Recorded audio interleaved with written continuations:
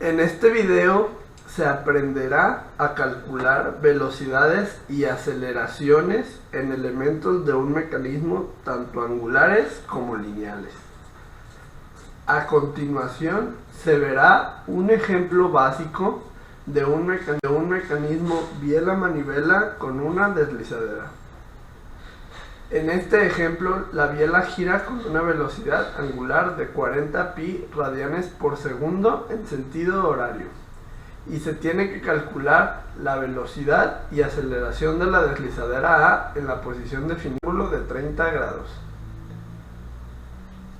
Para comenzar, primero se tiene que nombrar cada elemento del mecanismo. La biela será el elemento 1 y la manivela el elemento 2. Es importante tener a consideración el criterio de signos. Para aceleraciones y velocidades lineales, los sentidos positivos serán según los ejes X y Y. Para velocidades y aceleraciones angulares, el sentido positivo será en sentido antihorario. Esto gracias al criterio de la mano derecha.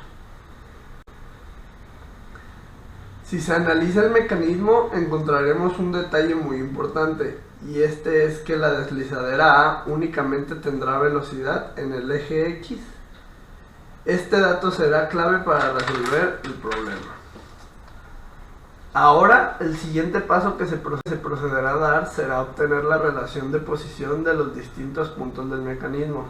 Analizando la relación, se observa que R sub B O es la posición del punto B respecto al punto fijo O, y que R sub A B, que es la posición de la deslizadera respecto al punto B, es igual al vector R sub A O, que es la posición de la deslizadera respecto del punto fijo O.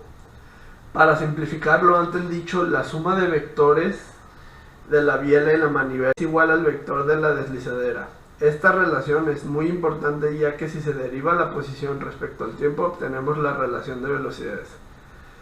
En esta ecuación se puede observar la relación que la velocidad de A respecto al punto fijo O es igual a la velocidad de B respecto de O más la velocidad relativa de A respecto de B. Para calcular la velocidad de un punto respecto de otro, en caso de que los puntos pertenezcan al mismo eslabón del mecanismo, como se puede observar en el caso de punto B y punto O que pertenecen a la biela, o de punto A y punto B, la velocidad se obtiene con la velocidad angular. Esto quiere decir la velocidad de B respecto de O será igual a la velocidad angular, que se llamará omega 1 por el vector posición de B respecto de O. Al operar el producto vectorial se obtiene la expresión en función del módulo de velocidad angular y las componentes del vector de posición. Esta ecuación que se dibujó es aplicable a la velocidad de A respecto de B, cambiando la velocidad angular y por la de la manivela, que es omega 2. Y el vector de posición por el vector R sub A respecto de B. Como ya se sabe que la deslizadera únicamente tiene componente horizontal de la velocidad, podemos describir la velocidad siguiente. Esta ecuación se trata de una ecuación vectorial. Esto significa que se disponen de dos ecuaciones y de dos incógnitas. La primera incógnita es BA de la deslizadera y la velocidad omega 2 de la manivela. El resto ya son datos que otorga el problema.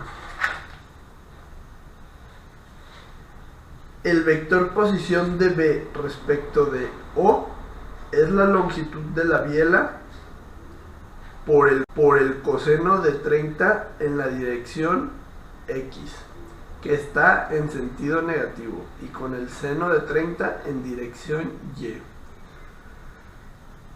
El vector de posición respecto de A respecto de B es de menos 0.5 por el coseno del ángulo que se obtiene con el teorema de senos, y menos 0.5 por el seno del ángulo. Con estos valores es posible despejar en la ecuación según la dirección y la velocidad angular de la manivela, y con ella en la ecuación de la dirección horizontal obtener la velocidad del deslizador.